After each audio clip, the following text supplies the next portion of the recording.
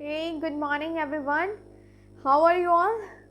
First of all, welcome all to my YouTube channel Great Door. कैसे हैं आप सभी लोग? बढ़िया हो? First class? हेल्दी हो या नहीं हो? Fit and fine? और कल की क्लास किस किसने अटेंड करी और किस किसने नहीं करी है अभी तक? नहीं करी है तो क्लास अटेंड कर लो. क्लासेस सारी ही इम्पॉर्टेंट है. कई बार बोल चुकी हूँ, फिर भी बार बार बोलती हूँ, हर क्लास में बोल रही हूँ ताकि आप लोग सीरियस हो जाओ.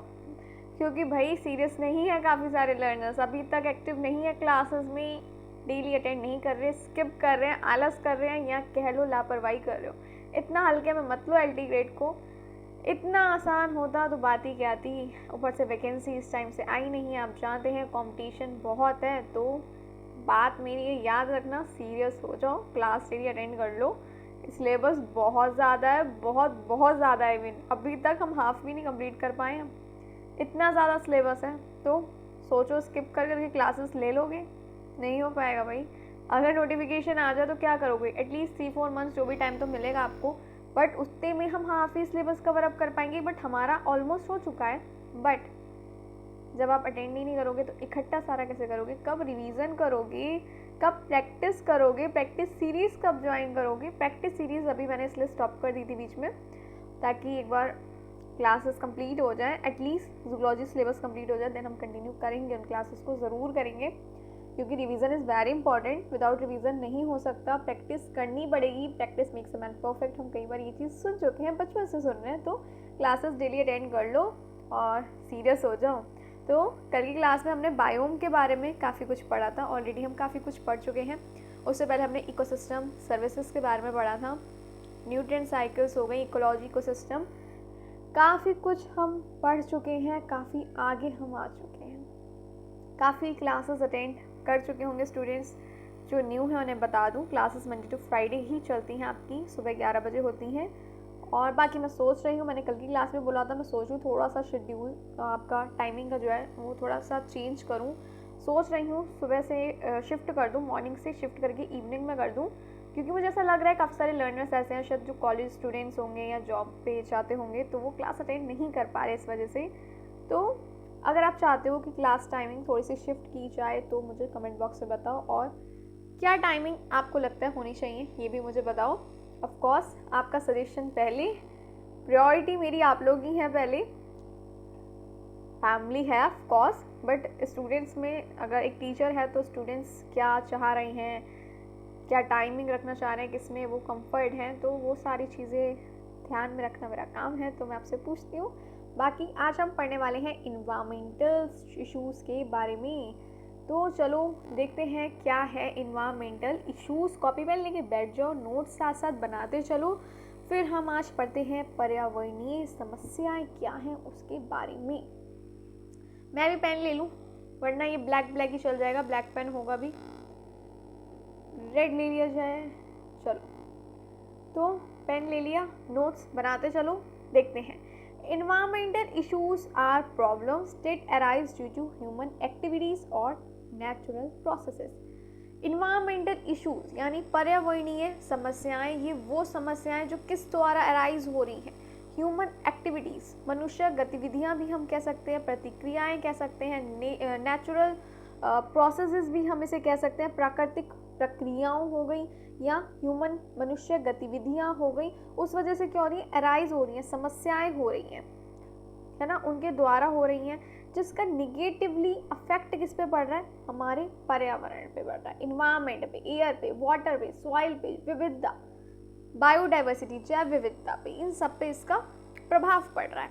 निगेटिव, पॉजिटिव नहीं, निगेटिव प्रभाव पड़ रहा है. तो पर्यावरणीय समस्याएं वे समस्याएं होती हैं जो मानव गतिविधियां और प्राकृतिक प्रतिक्रियाओं के कारण होती हैं. और यहाँ पे कहो तो लिख देती हूँ, वातावरण हो गया, इस पे इसका एक निगेटिव अफेक्ट पड़ता है. जल, मृदा, जैव विविधता आदि को नुकसान होता है. देन मेजर इन्वायरमेंटल इश्यूज हैं कौन से? मुख्य पर्यावरणीय समस्याएं कौन कौन सी? पॉल्यूशन तो सबसे पहले हम लोग के माइंड में आ ही जाता है. प्रदूषण भाई बढ़ता ही जा रहा है प्रदूषण. अब गवर्नमेंट कितना तो कुछ कर रही है. अब इलेक्ट्रॉनिक व्हीकल्स इतने ज़्यादा स्टार्ट हो गए, स्कूटी सब इलेक्ट्रॉनिक करी है, स्पेशली दिल्ली एनसीआर वगैरह में बंद हो गई है ना शायद. ताकि भाई पॉल्यूशन थोड़ा कम हो जाए। तो अपनी तरफ से तो लगे पड़े हैं, सरकार भी लगी पड़ी है, बट हमारा भी फ़र्ज़ बनता है ना पॉल्यूशन के लिए कुछ करे। तो पहला आ जाता है आपका एयर पॉल्यूशन। किस वजह से हो रहा है? व्हीकल्स है, फैक्ट्रीज से धुआं आ रहा है, फॉसिल फ्यूल जल रहा है, इस वजह से क्या हो रहा है? पॉल्यूशन बढ़ रहा है, एयर पॉल्यूट हो रही है, तो वायु प्रदूषण हो गया इसका एक मेजर इन्वायरमेंटल इशू। क्लियर है या नहीं है? कारण हो गया वाहन, फैक्ट्रियाँ, जीवाश्म का जलना। हार्मफुल गैसेस हो गई आपकी CO2 हो गई, CO हो गई, SO2 हो गई, NOx हो गई, पर्टिकुलर मैटर हो गई यानी आपका PM2.5 एंड PM10। PM, ये PM क्या है? ये इवनिंग वाला PM नहीं है, ये PM है पर्टिकुलर मैटर वाला PM। अब आप सोच रहे होंगे पर्टिकुलर मैटर ये क्या है भाई? देख लेते हैं, कोई टेंशन की बात नहीं है, जल्दी से देखते हैं क्या है ये हमारा PM। उसके बाद कंटिन्यू करेंगे, इफेक्ट देखेंगे, बट PM देख लेते हैं ना, हैंड टू हैंड सही रहता है, अदरवाइज क्या होता है ना बीच में रह जाती है चीज़। तो एक बार इस PM को भी देख लिया जाए भाई, क्या है ये PM, लेट्स सी। तो हमारा पर्टिकुलेट मैटर जो होगा, यहाँ लिख देती हूँ, मेंशन कर देती हूँ।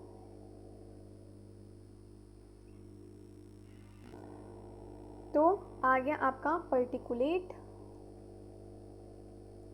मैटर, हिंदी में लिख देती हूँ ताकि दोनों को दिक्कत ना हो। ये क्या है? हवा में मौजूद वो सॉलिड पार्टिकल्स है, छोटे छोटे सॉलिड पार्टिकल्स हैं, यानी ठोस कण और लिक्विड ड्रॉपलेट्स। यहाँ लिख देती हूँ पर्टिकुलर मैटर, हवा में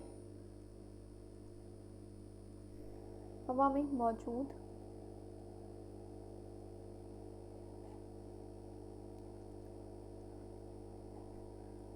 बहुत ही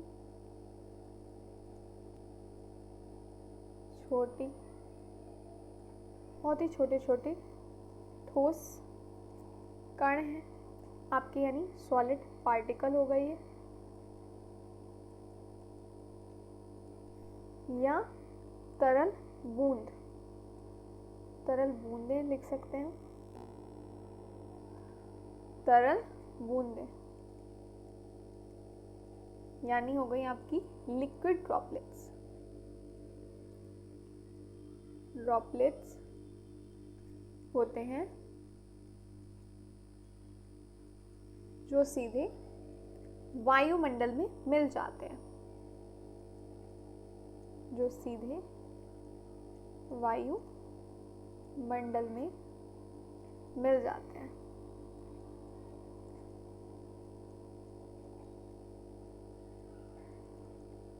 क्लियर है या नहीं है? पर्टिकुलेट जो मैटर है हवा में प्रेजेंट मौजूद वो छोटे छोटे ठोस कण यानी सॉलिड पार्टिकल्स या तरल बूंदें यानी लिक्विड ड्रॉपलेट्स होते हैं जो सीधे वायुमंडल में मिल जाते हैं, मिक्स हो जाते हैं। ये इतने छोटे होते हैं कि हम इसे देख नहीं सकते, दिखाई नहीं देते। ये लिख दूं, ये नोट कर लो, फिर लिखती हूँ। बहुत छोटे होते हैं, दिख नहीं सकते, लेकिन सांस के साथ ही अंदर चले जाते हैं हमारी बॉडी में। ये नोट कर लो, देन मैं लिख देती हूँ। चलो, ये इतने छोटे हैं,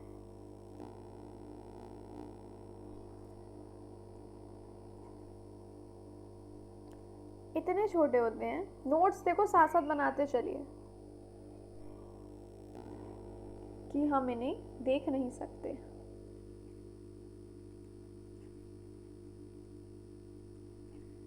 देख नहीं सकते, इतने छोटे होते हैं, लेकिन सांस के साथ क्या होंगे? अंदर जाएंगे। जब हम सांस ले रहे हैं अंदर जाएंगे, लेकिन सांस के साथ अंदर चले जाते हैं और ये स्वास्थ्य को नुकसान भी पहुंचाते हैं, ये चीज़ भी लिख देते हैं। और ये लिखना है, से लिख दिया है, एक सेकेंड।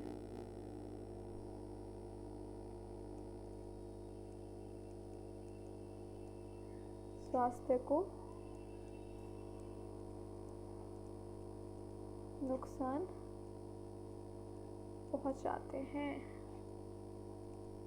नोट कर लो जल्दी से, इसको जल्दी से नोट कर लीजिए।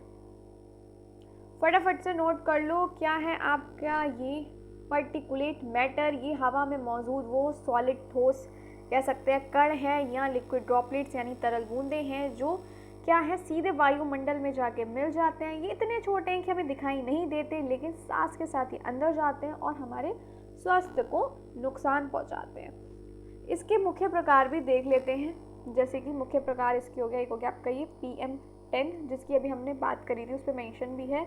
इसका मतलब क्या हुआ, ये हो गए 10 माइक्रोमीटर से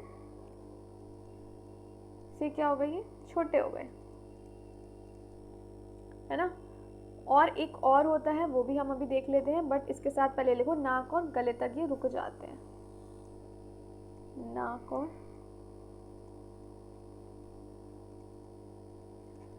गले तक ये रुक सकते हैं। पहले ये नोट करो PM10 का, फिर मैं नेक्स्ट वाला बताती हूँ आपको। पहले ये नोट करो, फिर हम PM2.5 भी देखेंगे। ये 2.5 माइक्रोमीटर से छोटे होंगे जो PM2.5 है। पहले PM10 देख लो, ये 10 माइक्रोमीटर से छोटे होंगे। चलो अब PM2.5 ये क्या होंगे, ये 2.5 आपके माइक्रोमीटर से छोटे होंगे, बहुत छोटे होते हैं ये, ठीक है ना। ये बहुत छोटे होते हैं, यहाँ लिख देती हूँ। ये जो होंगे क्या होंगे, बहुत छोटे होंगे, बहुत छोटे होते हैं। फेफड़ों में अंदर तक ये जा सकते हैं, इतने छोटे होते हैं ये। फेफड़ों में अंदर तक जा सकते हैं और खून में मिल सकते हैं।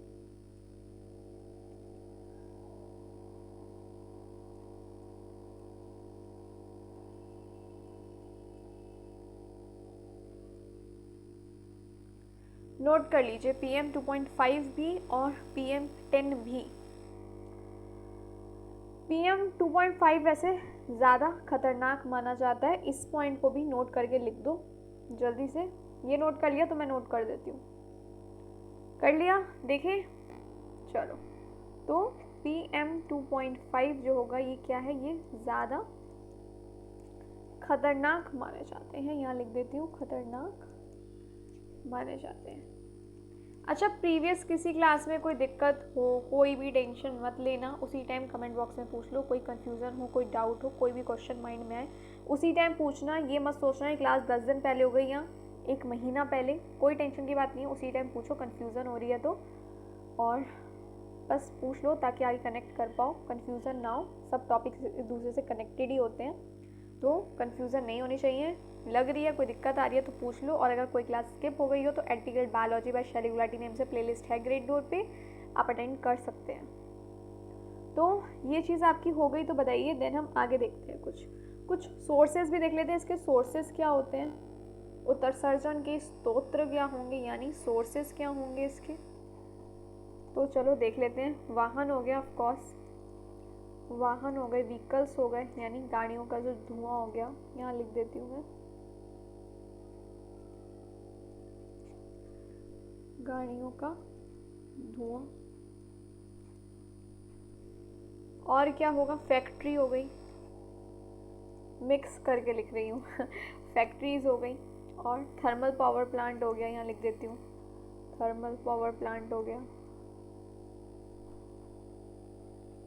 ये भी इसी का ही सोर्स हो गया। अच्छा, निर्माण कार्य जो हो गया, जैसे कि कुछ बन रहा है, निर्माण कार्य हो गया, धूल हो गई, ये भी सोर्स है। और क्या हो गया, क्रॉप बम्पिंग हो गई, क्रॉप बम्पिंग, पराली जलाना, लिख दूँ यहाँ पे, पराली जलाना, ये भी सोर्स है। आतिशबाजी हो गई, वो भी सोर्स है, लिख देती हूँ, ये नोट हो गया। लिख दूँ आगे, आतिशबाजी कहते हैं जिसे हम, आतिशबाजी, ये भी इसी का सोर्स है। लकड़ी, कोयला, घरेलू ईंधन, ये भी सोर्स है, यहाँ लिख देती हूँ, घरेलू ईंधन होगा ये, जैसे लकड़ी, कोयला, तो ये सब होगा इसके सोर्स। इसका स्वास्थ्य पर प्रभाव भी पड़ेगा। क्या प्रभाव पड़ेगा? सांस लेने में तकलीफ होगी, सांस स्वास्थ्य पर प्रभाव पड़ेगा, हेल्थ पे पड़ेगा, स्वास्थ्य पर प्रभाव। क्या क्या होगा जल्दी बताओ, और क्या होगा? एक तो मैंने बता दिया, सांस लेने में तकलीफ, सांस लेने में तकलीफ, और क्या होगा? अस्थमा हो सकता है ना, अस्थमा। और बताओ, और क्या होगा बताओ? ब्रोंकाइटिस। और बताइए किसे किसे पता है? फेफड़ों की और हृदय की, दिल की बीमारियां हो सकती हैं। अच्छा, इतनी इंग्लिश तो आती होगी, है ना? फेफड़ों और हृदय की, दिल की, हृदय की बीमारियां हो सकती हैं। बच्चों और बुजुर्गों पे असर जो होगा वो ज़्यादा होगा इसका। यहाँ नेक्स्ट पेज पे लिख देती हूँ, बच्चों पे और बुजुर्गों पे, बच्चों और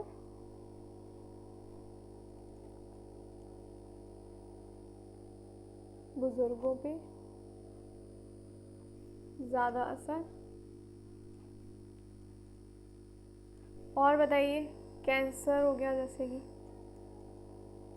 कैंसर और समय से पहले मृत्यु का खतरा।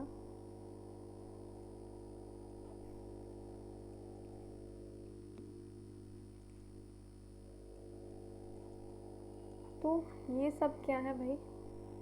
ये सब हमारी चीज़ें, मतलब हमारी हेल्थ पे नुकसान, कितना बुरा असर पड़ रहा है,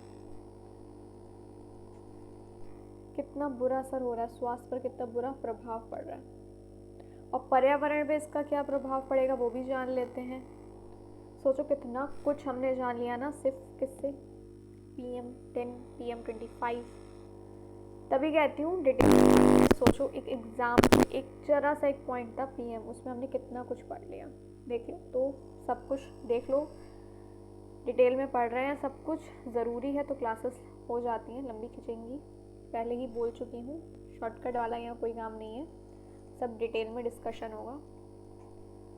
सिर्फ इसलिए कि मुझे जल्दी सिलेबस ख़त्म करना है महीने में, तो उसके लिए मैं सब जल्दी जल्दी निपटा दूँ और उस चीज़ का कोई बेनिफिट भी ना मिले आप लोग को, तो बेकार है।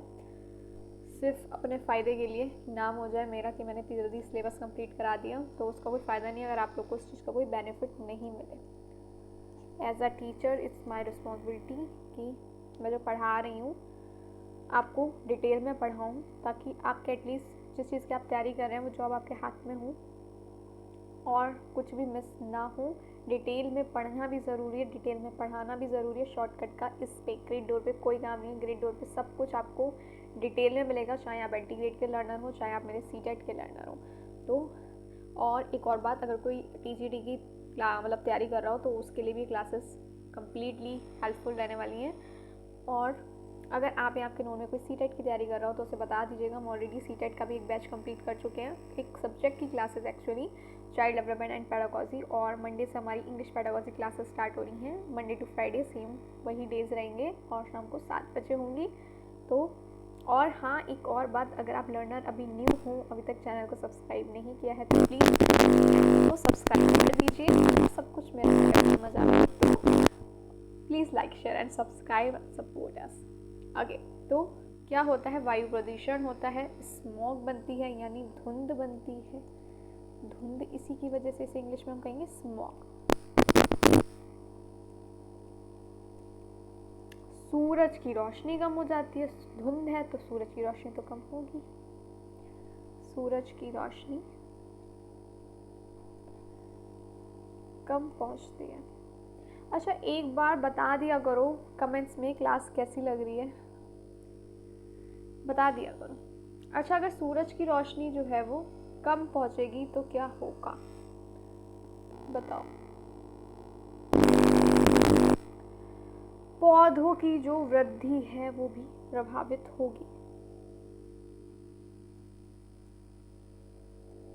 पौधों की वृद्धि प्रभावित। क्लियर? यहाँ तक क्लियर है? आगे बढ़ा जाए या नहीं? बहुत कुछ पढ़ लिया वैसे हमने, इसमें काफ़ी कुछ पढ़ लिया हमने एयर पॉल्यूशन में। देख लेते हैं, वापस पहुँच जाएं हम जो हम पढ़ रहे थे। हाँ जी, तो हम पढ़ रहे थे एयर पॉल्यूशन जो किस वजह से हो रहा है। व्हीकल्स हो गए, फैक्ट्रीज़ हैं, फॉसिल फ्यूल्स का जलना, हार्मफुल गैसेस हमने बात कर ली है। इसके इफेक्ट क्या होंगे? रेस्पिरेटरी डिसीज़ होंगे, ग्लोबल वार्मिंग होगी, एसिड रेन भी इसी के इफेक्ट है, और स्मॉग धुंध भी, स्पेशली फोटोकेमिकल स्मॉग, जिससे क्या हो रहा है? Caused by sunlight on pollutants. देखो इन सबको डिटेल में एक बार हम और देख लेते हैं। सबको मैं हिंदी में लिख देती हूँ, अदरवाइज हो सकता है आप थोड़े से कंफ्यूज हो जाओ, तो यहाँ पे मेंशन कर देती हूँ। 1 मिनट, यहाँ पे पेन ले लेती हूँ। देखो ग्लोबल वार्मिंग, एसिड रेन को तो मुझे नहीं लगता लिखने की ज़रूरत है, तो बताओ एसिड रेन को हम कह सकते हैं अम्लीय वर्षा। आने वाली क्लासेस में हम एसिड रेन को डिटेल में पढ़ने वाले हैं, तो मैं अभी इसलिए इस बारे में बातचीत नहीं कर रही हूँ। रेस्पिरेटरी डिसीज़ के बारे में भी हम पढ़ चुके हैं, और बात कर रहे थे हम स्मॉग की, यानी धुंध की, स्पेशली फोटोकेमिकल स्मॉग जो बात हो रही है, ये क्या है भाई? तो धुंध जो हो गई आपकी, फोटोकेमिकल स्मॉग जो हो गई, ये क्या बात हो रही है? Caused by sunlight on pollutants, जब जब जब जब प्रदूषक सूरज की रोशनी से प्रतिक्रिया करते हैं, तो क्या हो रहा है? धुंध प्रतिक्रिया।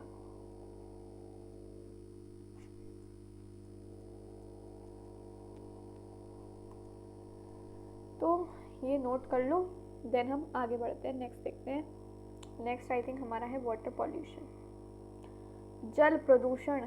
चलो देखते हैं कहाँ गया। अच्छी लग रही हो class? And please like share subscribe, don't forget, वरना अपडेट्स कैसे मिलेंगी आपको। देन आ जाता है आपका वाटर पॉल्यूशन, किस वजह से हो रहा है? इंडस्ट्रियल वेस्ट की वजह से, सीवेज की वजह से, एग्रीकल्चर रन ऑफ की वजह से।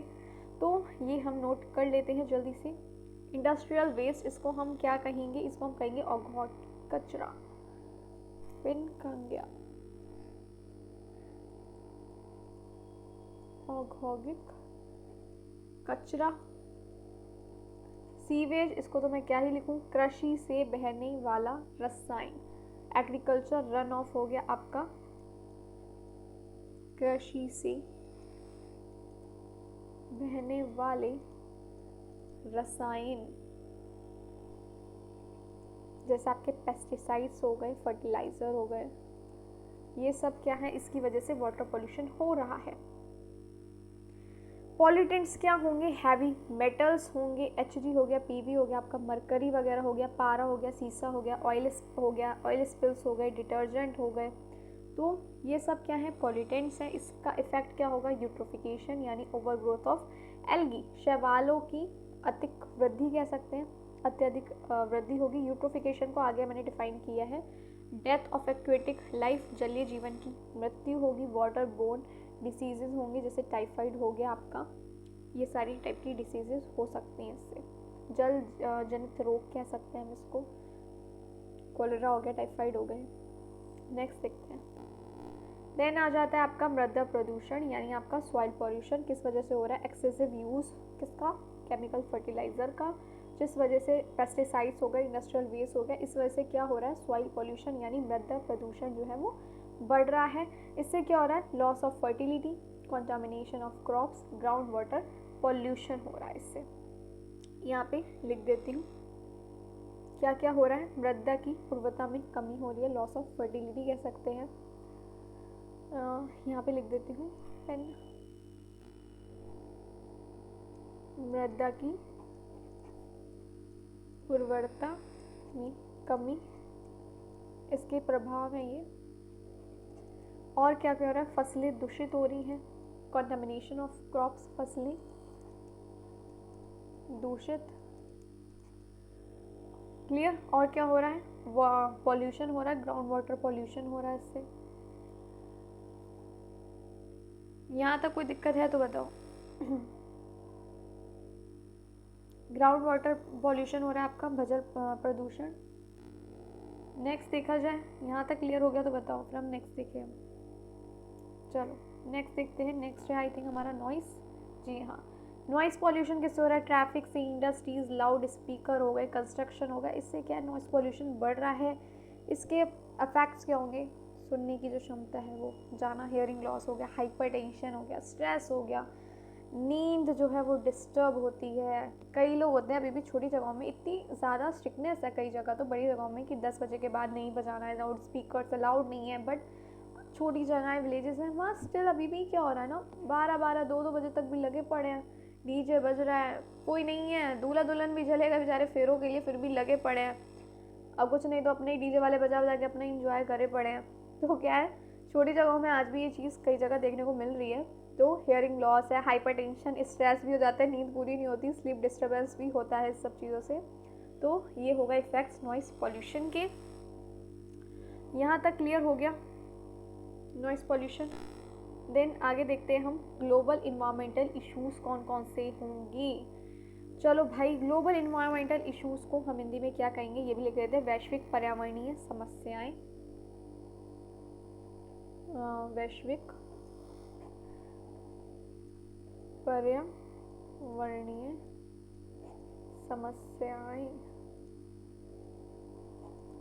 ग्लोबल इन्वायरमेंटल इश्यूज पहला आ गया आपका ग्लोबल वार्मिंग। ये किस वजह से हो रहा है, ग्रीन हाउस गैसेस की वजह से हो रहा है। आपके CO2 हो गई, CH4 हो गई, N2O हो गई, CFCs हो गई। अब भाई कई लोगों के मन में आएगा ये CFC क्या है, बताओ CFC क्या है, क्या कहेंगे हम CFC को, क्या फुल फॉर्म है CFC की, किसे किसे पता है, कौन कौन है इतना होशियार बच्चा हमारा, कौन सा लर्नर है, किसे पता है CFC क्या है, जल्दी बताओ। चलो पहले अब इसकी बात कर लेते हैं, देन आगे कंटिन्यू करते हैं टॉपिक को। चलो देखते हैं, CFC है आपका क्लोरोफ्लोरोकार्बन्स। क्लोरोफ्लोरोकार्बन्स ये क्या है, CFC यानी क्लोरोफ्लोरोकार्बन्स, ये क्या है, हम कह सकते हैं एक प्रकार की मानव निर्मित गैस, कह सकते हैं हम इसको, गैस है जो कार्बन, क्लोरीन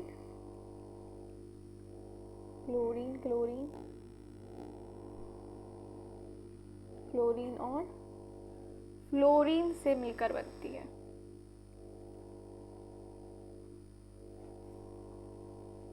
से मिलकर बनी होती है। नोट करना चाहो तो कर लो क्वेश्चन, तो देखो कहीं से आ जाता है ना। इसका इस्तेमाल पहले किया जाता था, AC हो गए, फ्रिज हो गए, स्प्रे हो गए, केन हो गई, फॉर्म बनाने वाले उत्पादों में किया जाता था इसका इस्तेमाल। फ्रिज और AC, CFC यहाँ लिख देती हूँ मैं एक और बात, जैसे जो CFC है, ये CFC क्लोरोफ्लोरोकार्बन है, वो कूलिंग गैस होती है ना, जो कूलिंग गैस AC वगैरह में कूलिंग गैस के रूप में इस्तेमाल किया जाता था, यानी यूज़ किया जाता था, इस्तेमाल किया जाता था। परफ्यूम हो गया, कीटनाशक स्प्रे में भी इसका इस्तेमाल होता था, लिख दूँ यहाँ पे, परफ्यूम हो गए आपके, और कीटनाशक स्प्रे में भी इसका इस्तेमाल होता था। एरोसोल स्प्रे जो कहते थे, पहले मैं लिख देती हूँ, कीटनाशक स्प्रे में कह सकते हैं हम इसे, एरोसोल स्प्रे। फॉर्म बनाने में गद्दे, थर्माकोल जैसे उत्पादों में होता था, लिख दूँ यहाँ पे, फॉर्म बनाने में गद्दे हो गए, थर्मोकोल हो गई जैसे उत्पादनों में इसका इस्तेमाल होता था। अब बताओ कोई दिक्कत है तो बताओ। चलो कुछ चीज़ें और जान लेते हैं CFC की। जब हम इतनी बातचीत कर रहे हैं तो थोड़ा सा और जान लेते हैं। ये जो CFC है ना, जब CFCS, जब वायुमंडल के ऊपरी स्थल, एटमॉस्फेयर का ऊपरी स्थल जो है आपका स्ट्रेटोस्फेयर के ऊपरी स्तर, हम स्ट्रेटोस्फेयर को पढ़ चुके हैं। ये हो गया आपका स्ट्रेटोस्फेयर में पहुंचते हैं तो ये सूर्य की जो यूवी किरणों से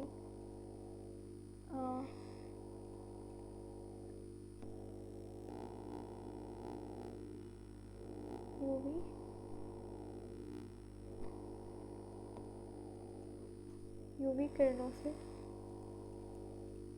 टूटकर क्लोरीन गैस छोड़ते हैं, यानी CI, क्लोरीन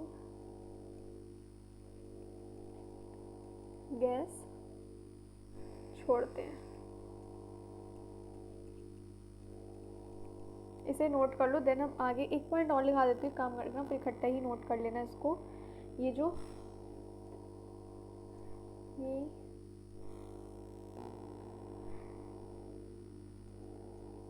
क्लोरीन अणु ओजोन यानी आपकी O2 को तोड़कर ऑक्सीजन यानी आपकी O2 ये हो गई O3 बना देते हैं, जिससे ओजोन लेयर यानी आपकी ओजोन परत क्या होगी, पतली होती जाती है, थिन होती जाती है।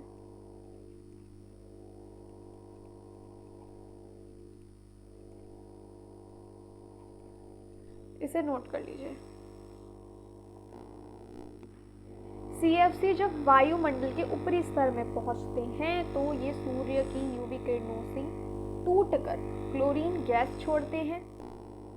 ये क्लोरीन अणु जो होंगे ओजोन को तोड़कर ऑक्सीजन बना देते हैं, जिससे ओजोन परत जो होगी वो पतली हो जाती है, यानी ओजोन लेयर थिन हो जाती है। यहाँ तक क्लियर है या नहीं? क्लियर है या नहीं? अच्छा, ओजोन लेयर का वर्क क्या है, क्या कार्य है ओजोन लेयर का, चलो ये भी देखते हैं। ओजोन की जगह ओजोन लिख दिया। ओजोन परत का कार्य क्या है?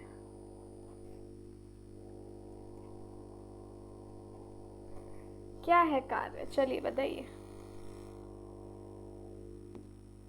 क्या है ओजोन परत का कार्य, यानी ओजोन लेयर का कार्य।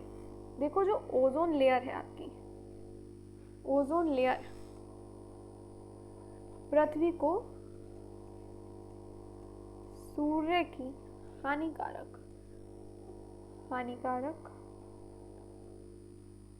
अल्ट्रावायलेट किरणों से बचाती है, यानी यूवी रेस से बचाती है।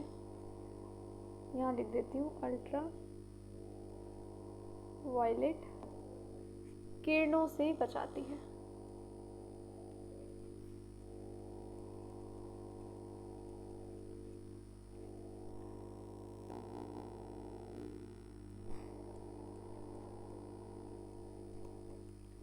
नोट कर लो जल्दी से।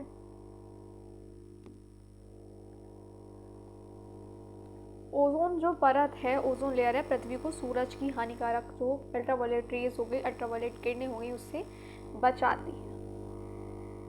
यहाँ तक हो गया तो बताओ। अच्छा, जब ओजोन लेयर टूटती है तब क्या होता है? ओजोन लेयर पृथ्वी को बचा रही है यूवी रेस से, लेकिन जब ये जो लेयर है टूट जाती है तब क्या होता है, बताओ। नेक्स्ट पेज ओपन कर दिया मैंने।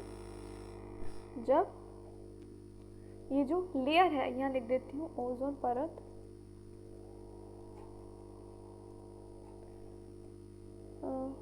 टूटती है तो क्या होगा?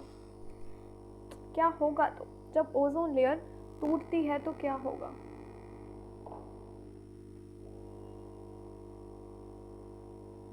बताइए क्या होगा?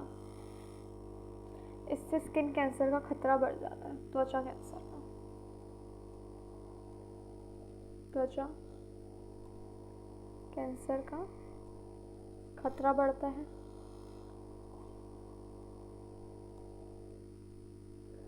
आँखों में मोतियाबिंद होता है ना, वो भी हो सकता है। आँखों में मोतियाबिंद।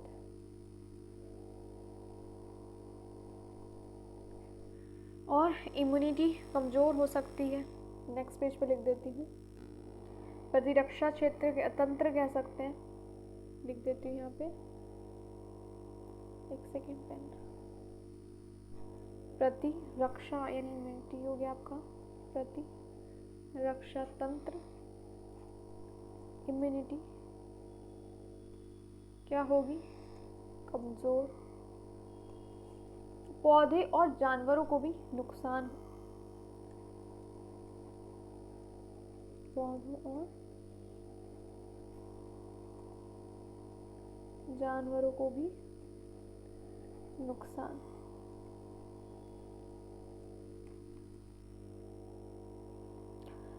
चलिए नोट कर लो भाई, जल्दी से नोट कर लो, आगे बढ़े। जल्दी से नोट कर लो, देन हम देखते हैं। अच्छा, से नियंत्रित करने के लिए क्या किया गया, किसे किसे पता है? इसे नियंत्रित करने के लिए क्या किया गया? देखिए, ये भी हैंड टू हैंड सारी चीज़ें कवर अप कर लेते हैं, नहीं तो फिर आगे फिर कुछ मिस हो गया, फिर बीच में क्या बार बार वो चीज़ लाएं टॉपिक को। नियंत्रित करने के लिए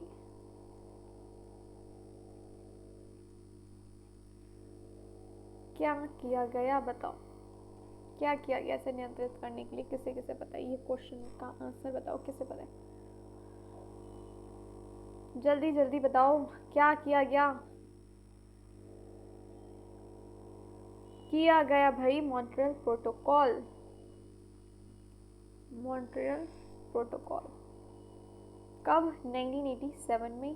देखो नेम साथ में आपको वो भी याद होना चाहिए कि कब क्या चीज़ हुई, क्वेश्चन में आ सकता है। 1987 में क्या था ये? एक अंतर्राष्ट्रीय संचिव, यहाँ लिख देती हूँ, एक इंटरनेशनल कह सकते हैं, राष्ट्रीय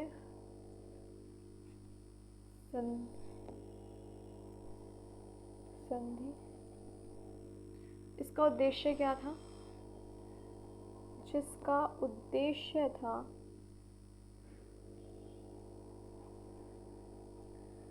CFCs और अन्य ओजोन क्षयकारी गैसों का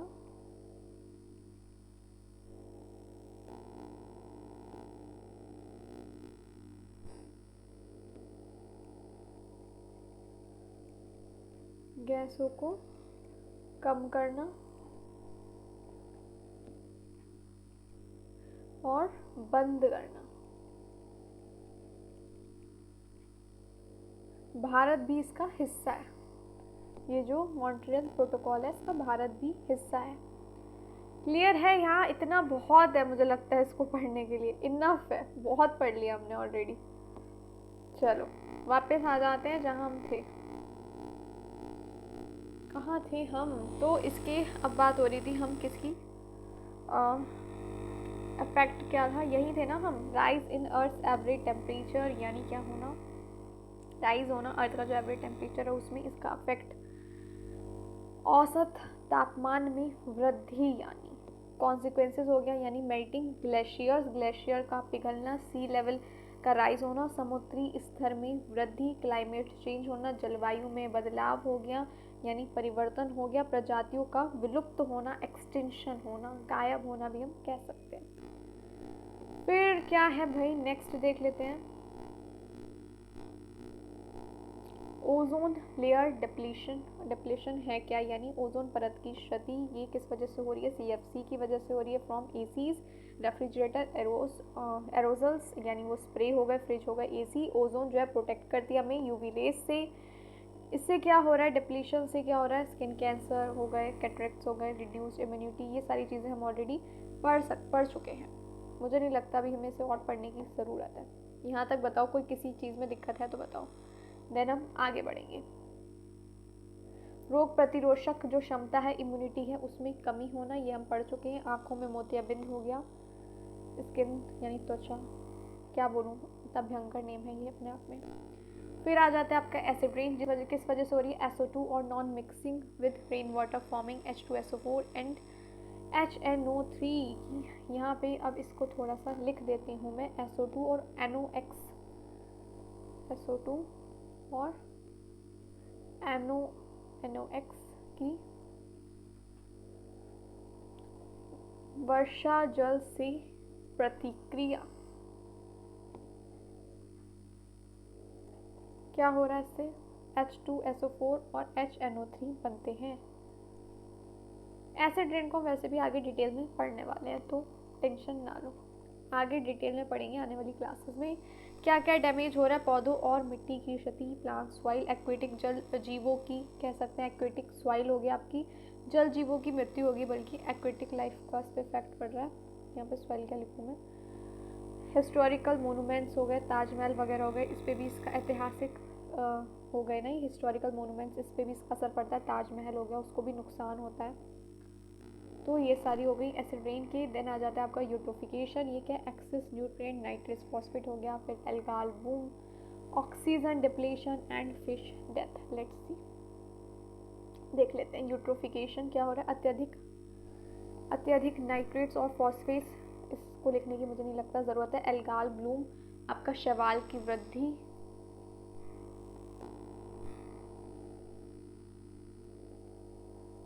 शैवाल की वृद्धि। फिर इससे क्या हो रही है? ऑक्सीजन की कमी, और क्या हो रही है एंड में? फिश की डेथ, यानी मछलियों की मृत्यु।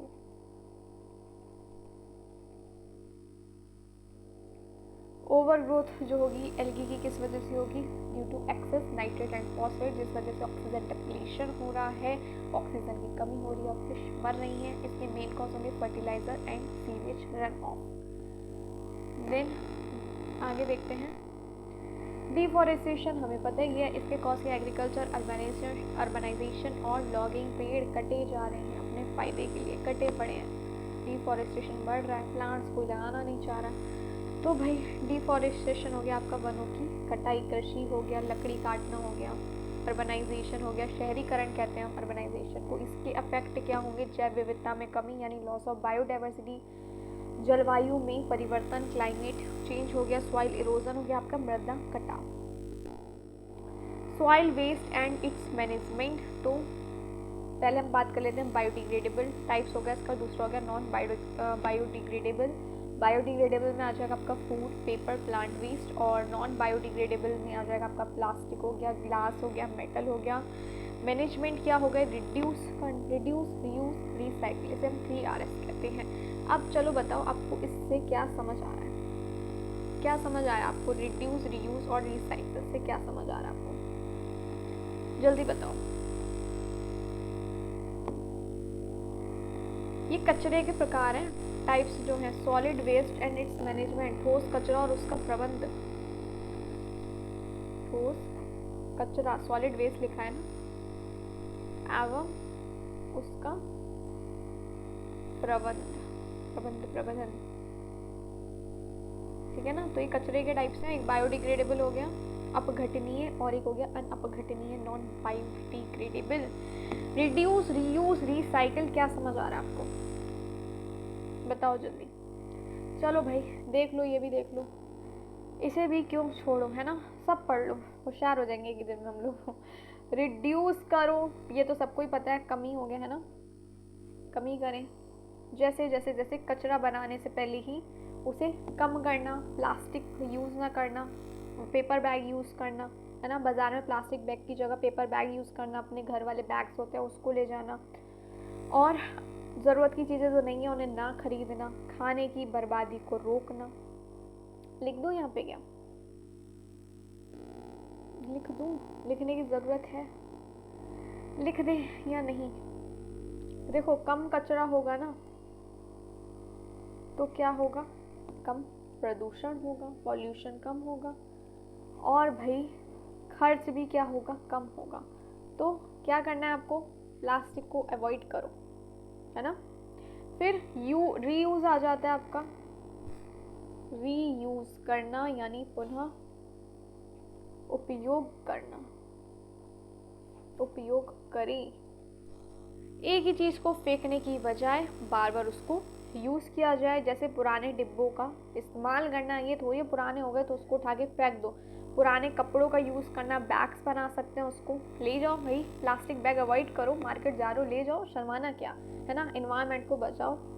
प्लास्टिक की बोतल कैसे उपयोग मत करो, ऑलरेडी है तो उसको हम प्लांट्स वगैरह उसमें लगा सकते हैं। तो रीयूज़ करो उस चीज़ का, नए संसाधनों की बचत करो, कचरे की कमी करो, कम कचरा करो। देन आपका नेक्स्ट क्या आ जाएगा?